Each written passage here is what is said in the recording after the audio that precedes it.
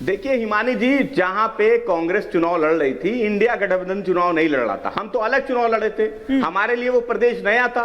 उत्तर प्रदेश में आपने कहा कि पूर्वांचल से चुनाव का प्रारंभ कर रहे हैं, प्रचार प्रारंभ कर रहे हैं, ये वही पूर्वांचल है जहां 2022 के विधानसभा चुनाव में समाजवादी पार्टी ने भारतीय जनता पार्टी को धराशायी किया था।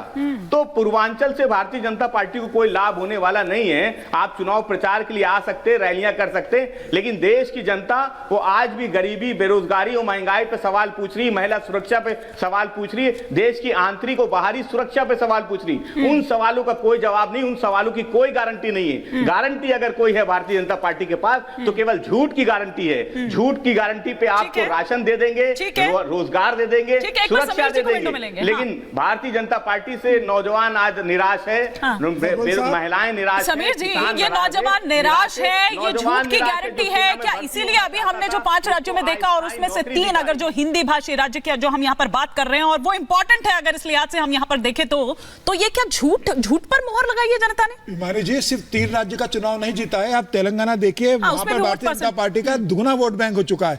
और उसके अलावा अगर आप देखोगे तो मिजोरम में भी चुनाव हुआ, वहां पर भारतीय जनता पार्टी की कांग्रेस से ज्यादा सीटें आई है। भारतीय जनता पार्टी को 2 मिली है, कांग्रेस को 1 सीट मिली है, और वोट बैंक भी भारतीय जनता पार्टी का ज्यादा है। मुझे लग रहा है 5 राज्यों के अंदर भारतीय जनता पार्टी ने बता दिया है, सिर्फ युवा ही नहीं, नारी शक्ति, युवा शक्ति, गरीब आदमी, किसान, सारी भारतीय जनता पार्टी के साथ है। और यही कारण रहा कि भारतीय जनता पार्टी ने 3 राज्यों में सरकार बनाई और चौथी तेलंगाना में वोट बैंक अपना दुगना कर लिया है। मुझे लग रहा है ये बताता है भारतीय जनता पार्टी के प्रदर्शन को। कहते हैं कि मोदी की गारंटी है। समीर जी, प्रेम जी कह रहे हैं कि मिजोरम में फैक्चुअली करेक्ट नहीं है आप, वो कह रहे हैं कि उल्टा बोल, टोटल में भी गलत है। मिजोरम में भारतीय जनता पार्टी की 2 सीटें आई है, कांग्रेस की कितनी आई बता दीजिए?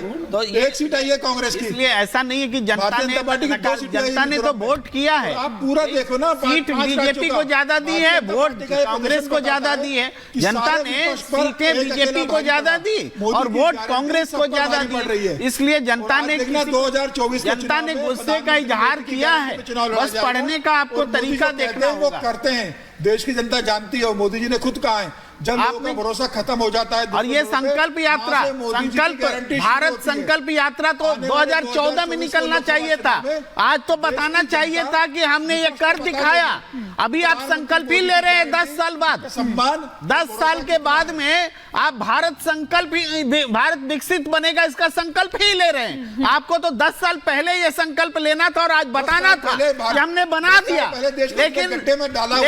लेकिन नहीं, आज चुनाव के समय में आप संकल्प ले रहे हैं कि भारत की आदत क्या थी बनाएंगे 2014 से 2014 बनाएंगे।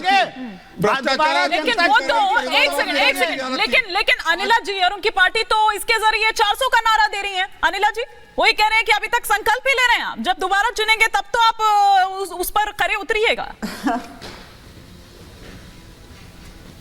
एक्चुअली मुझे लगता है समाजवादी पार्टी के नेता जो हैं वो पत्रकार नींद सोते हैं, तो उनके कार्यकर्ता, उनके प्रवक्ता वरिष्ठ पत्रकार हैं। वरिष्ठ पत्रकार प्रेम जी का आपसे सवाल।